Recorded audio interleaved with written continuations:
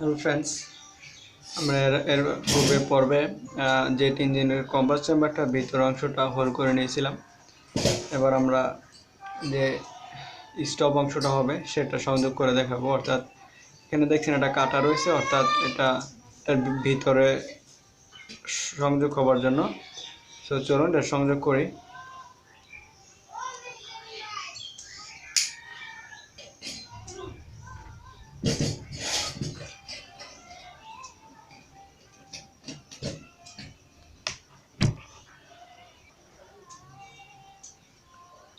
Friends, এটা ভিতরে সংযোগ করে নিয়েছি।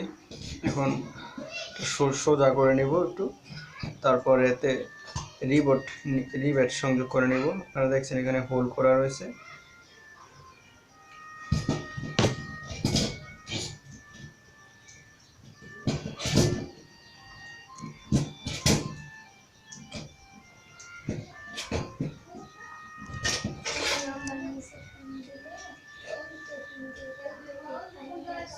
রিবেটের জন্য পূর্বে থেকে এটার যা হোল করা নিয়েছিল, আপনারা এখন দেখতে পাচ্ছেন যে এখানে হোল এবং এই পাশেও হোল, অর্থাৎ এখান দিয়ে বাতাসটা ইনপুট হবে, তো এখানে বাধা পাবে, যার কারণে ভিতর দিয়ে গিয়ে এখান দিয়ে আউট হবে। এর জন্য মূলত এই অংশটা এখানে প্রয়োজন পড়েছে। এটা আমি হোল বরাবর সোজা করে নিয়েছি। এখন এটাতে রিবেট সংযোগ করব। রিবেট দ্বারা এটা পার্মানেন্টভাবে সংযোগ করে ফেলব।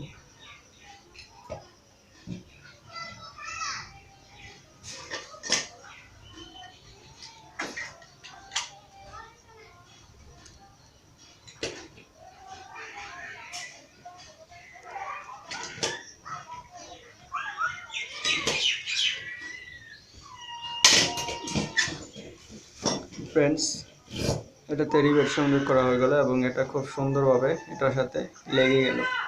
এবার প্রত্যেকটাতেই রিবেট সংযোগ করা হবে।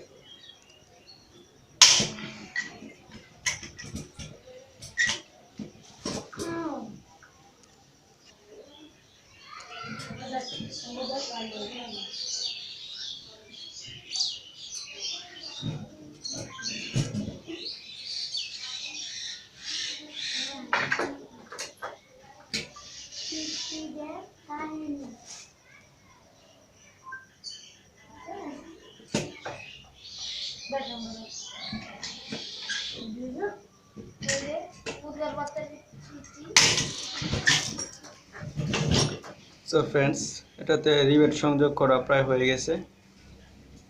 তারপরে আমরা যে অংশটা এটার কাজ করব সেটা হচ্ছে এটার বাইরের কম্বাস চেম্বার অংশটা এবং বাইরের ফ্যানগুলো।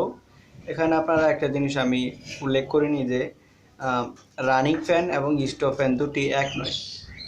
স্টপ ফ্যান যেটা, এটা রানিং ফ্যানের তুলনায় একটু বড়, যার কারণে উপরে যে স্তরটা হবে সেই স্তরটার সাথে ভিতরের রানিং ফ্যানটা সংঘর্ষ না হয়, যার কারণে আমি স্টপ ফ্যানটাকে একটু বড় রেখেছি এবং এটা সহজেই সুন্দর করে ঘুরছে এবং নিচে এটার সাথে সংঘর্ষ করছে না। তখন ধন্যবাদ ভিডিওটি দেখার জন্য। সম্পূর্ণ ভিডিওটি দেখতে চাইলে আমার চ্যানেলের সাথেই থাকুন। ধন্যবাদ।